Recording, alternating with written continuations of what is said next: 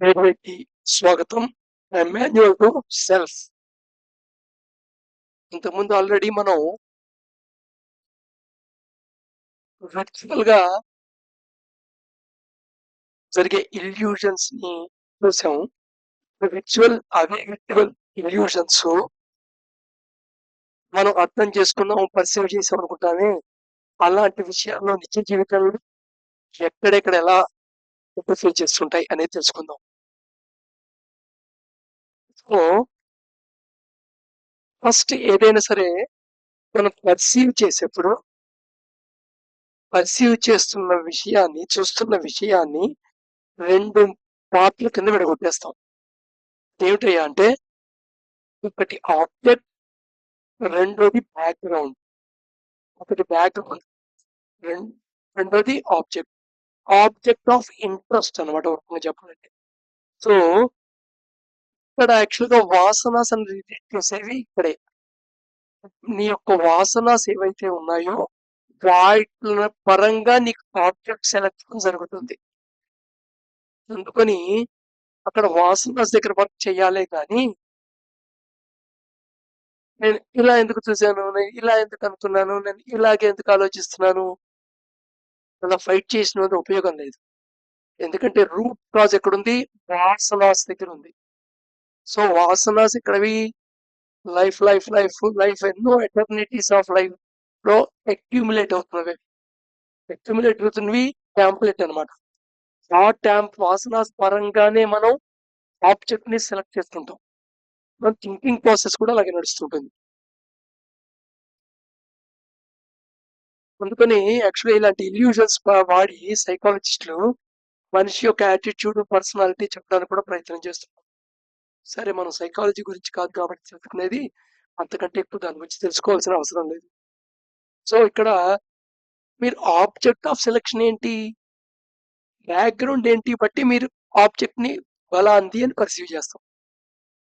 ఇక్కడ object selection ఇద్దరు అమ్మాయిలు మధ్యలో ఒక డాగ్ మొహం, మిగతాదంతా బ్యాక్గ్రౌండ్, వాళ్ళున్న ప్రదేశం అనేది ఒక ఆప్షను. అలా కాకుండా అక్కడ ఉన్న ప్రదేశం అంతా మొహంలో భాగం,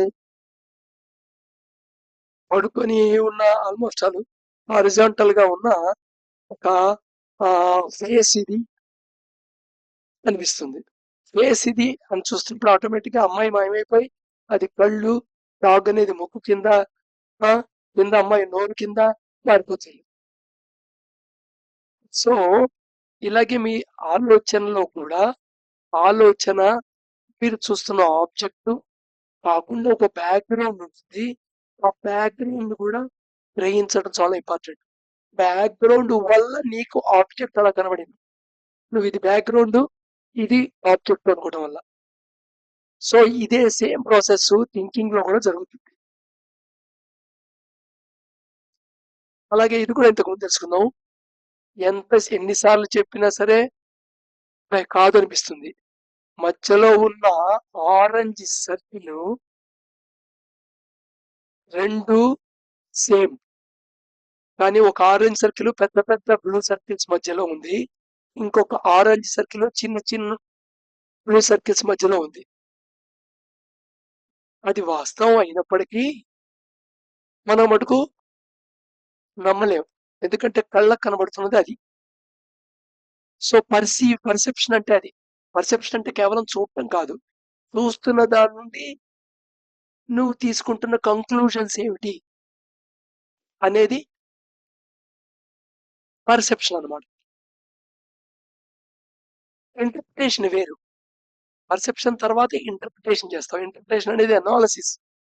అంటే నీకు బ్యాక్గ్రౌండ్ ఒకటి ఉండి ఫ్రేమ్ వర్క్, ఆ బ్యాక్గ్రౌండ్ లో ఆబ్జెక్ట్ల కింద అనుకొని వీటిని దాంట్లో ఫిట్ చేయడానికి ప్రయత్నం చేస్తావు. ఫిట్ కాకపోతే రిజెక్ట్ చేస్తావు. ఇది ఇంటర్ప్రిటేషన్. లేదా ఆబ్జెక్ట్ ని మోడిఫై చేస్తావు, మోడిఫై చేసి నువ్వు అనుకున్న ఫ్రేమ్ వర్క్ లో ఫిట్ చేస్తావు. ఇది బ్యాక్గ్రౌండ్ అనేది ఏంటంటే నువ్వు అనుకున్న ఫ్రేమ్ వర్క్ అనమాట. మరొకరు ప్రతి దాని గురించి నీకున్న అభిప్రాయం, నీ యొక్క ఒపీనియన్స్, ఐడియాస్ అన్నీ బ్యాక్గ్రౌండ్ సెట్ చేస్తుంటాయి. ఈ ఒపీనియన్, ఐడియాస్ ఒక పర్టికులర్ ఆబ్జెక్ట్ సెలెక్ట్ చేసుకోవడానికి ఈ మొత్తం బ్యాక్గ్రౌండ్ ఆబ్జెక్ట్ యొక్క సెలక్షన్ ఈ ప్రాసెస్ అంతా దేని వల్ల జరుగుతుంది? వాసనాస్ వల్ల జరుగుతుంది. సో వాసనాస్ మనం ఉంటాం ఇక్కడ ఇది ఈ బొమ్మలా వేసాడు కాబట్టి నాకు పెద్దగా కనబడుతోంది. ఈ బొమ్మలో పెద్ద సెక్రెట్ మధ్యలో అది వేసాడు కాబట్టి నాకు అది ఆరెంజ్ సైకిల్ చిన్నగా కనబడుతోంది అనుకోవడం కదా. ఆ వేసాడు కాబట్టి అనే బ్యాక్గ్రౌండ్ ఉంది కదా, అదే వాసన అంటే.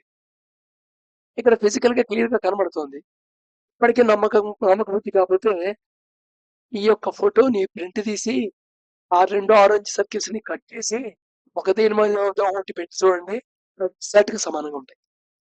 అయితే మన థాట్ ప్రాసెస్ లో కూడా కంపారిజన్ అనేది అంతర్గతంగా ఉన్నప్పుడు ఈ డిఫరెన్స్ కంపారిజన్ అనేది అంతర్గతంగా ఉన్నప్పుడు కంపారిజన్ గమ్మత్ ఏంటంటే comparison is such a thing we enjoy it. అది మనకి చాలా ఎంజాయ్మెంట్ ఇస్తుంది, ఆనందాన్ని ఇస్తుంది. ఓ రకంగా ఒక టెంపరరీ మోటివ్ కూడా దాంట్లో వస్తున్నట్టుగా అనిపిస్తుంది. నీకు ఉద్వేగం చేసినట్టు అనిపిస్తుంది. నీ నీ టార్గెట్ తెలిసిపోయింది, నీ గమ్యం ఇదే, నీ పర్పస్ ఇదే అన్నట్టు కూడా అనిపిస్తూ ఉంటుంది కంపారిజన్ ఒక రిజల్ట్ లో. కానీ అల్టిమేట్ గా అది anxiety, stress and finally frustration మాత్రమే మిగులుస్తుంది. ఇది వాస్తవం. అందుకని ఆ కంపారిజన్ దగ్గరే దాన్ని పట్టుకోవాలి, కంపారిజన్ దగ్గరే పట్టుకోవాలి. సో ఇక్కడ మనం చెప్తాను. ఓకే, ఫర్ ఎగ్జాంపుల్ నువ్వు మామూలుగా ఒక ఆర్డినరీ రైల్వే స్టేషన్కి వెళ్ళావు, విజయవాడ రైల్వే స్టేషన్కి వెళ్ళావు. అక్కడ అటు ఇటు తిరుగుతున్నావు. సడన్ గా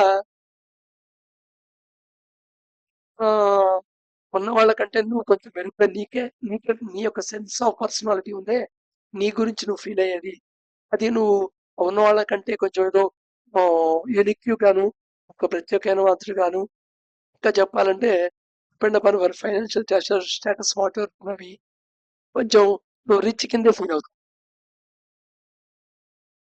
ఇంకా లేదు, ఇంకా క్రూడ్ ఎగ్జాంపుల్ తీసుకోవాలంటే ఒక గుడి బయట చాలా మంది బిచ్చగాళ్ళు ఉన్న చోట ఎక్కడైనా ఉంచుని కాసేపు ఉంచుని చూడండి, ఆటోమేటిక్గా నీకు సెన్స్ ఆఫ్ పర్సనాలిటీ ఏం ఫీల్ అవుతావు అంటే నువ్వు రిచ్ గా ఫీల్ అవుతావు. అదే సపోజ్ నువ్వు ఎయిర్పోర్ట్కి వెళ్ళావు అనుకో, ఎయిర్పోర్ట్ లో సెన్స్ ఆఫ్ పర్సనాలిటీ మారిపోతుంది కొంచెం. అదే డొమెస్టిక్ ఎయిర్పోర్ట్ లో అనుకో కొంత ఏదో పర్వాలేదులే, ఈక్వలెంట్ అనే ఫీలింగ్ అప్పుడప్పుడు వస్తుంటుంది. ఏదైనా ఒక ఇంచ్ తక్కువ అనే ఫీలింగ్ వస్తుంటుంది. అదే నువ్వు ఇంటర్నేషనల్ ఎయిర్పోర్ట్ లో తిరుగుతున్నావు అనుకో, ఆల్మోస్ట్ ఆల్ సడన్ గా నువ్వు పూర్ లా ఫీల్ అవుతావు, వాళ్ళందరికీ పేదవాళ్ళ ఫీల్ అవుతావు.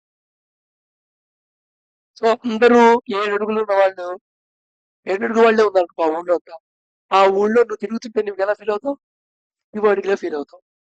ఒక ఊళ్ళో అందరూ 4 అడుగులు 5 అడుగుల లోపలే ఉన్నారనుకో, సపోజ్ నీ హైట్ 6 అడుగులు అయితే ఆ ఊళ్ళో నువ్వు చాలా పురుగుల ఫీల్ అవుతావు. సో ఈ సాపెక్స్ అనమాట ఈ కంపారిజన్. కంపారిజన్ లో తప్పే ఉందండి అనిపిస్తుంది, కంపారిజన్ లో తప్పు ఏమీ లేదు. కానీ ఆ కంపారిజన్ దేనికి దావతీస్తుంది అంటే సెన్స్ ఆఫ్ పర్సనాలిటీని మోడిఫై చేస్తుంది, సెన్స్ ఆఫ్ అటాచ్మెంట్ ని గుర్తు చేస్తుంది, ఒక ఇగ్నోరెన్స్ ని క్రియేట్ చేస్తుంది. ఇంకా ఆ ఇగ్నోరెన్స్ లో ఒక భ్రమలో పడతావు, నీకేదో మోటివేషన్ అయినట్టు, ప్రేరణ పొందినట్టు భ్రమపడతావు. నిజంగా కంపేర్ చేసి నిర్ణయాలు తీసుకుని సాధించిన వ్యక్తులు ఎవరు లేరు. కానీ వాళ్ళతో కంపేర్ చేసుకొని నువ్వు సాధించు అని సలహా చెప్పేవాళ్ళు చాలా మంది. వాడిని స్ఫూర్తి తీసుకున్నావు అని. ఇప్పుడు సపోజ్ సునీల్ గవాస్కర్ చాలా మంది స్ఫూర్తి తీసుకున్నారు. వాళ్ళందరూ క్రికెటర్లు అయిపోయారా? అట్లీస్ట్ డిస్ట్రిక్ట్ లెవెల్ క్రికెటర్ అయ్యారా? పోనీ కాలేజ్ లెవెల్లో టాప్ ప్లేయర్ అయ్యారా? అలాగే చాలా మంది ఘంటసాలని స్ఫూర్తిగా తీసుకున్నారు. గాయకులు అయ్యారా వాళ్ళందరూ? అలా ఉండదు. అది కొంతవరకు ఏదో పిక్ స్టార్ట్ లాగా ఏదో స్టార్టింగ్ దగ్గర పనికొస్తుంది, కానీ తర్వాత సస్టైన్ అవటం అనేది డిఫరెంట్ ఆస్పెక్ట్. బట్ కంపారిజన్ ద్వారా సపోజ్ నువ్వు ఒకవేళ హార్డ్ వర్క్ చేసి అటైన్ అయినా చివరికి ఫ్రస్ట్రేషన్ స్టేట్ లోనే వస్తావు.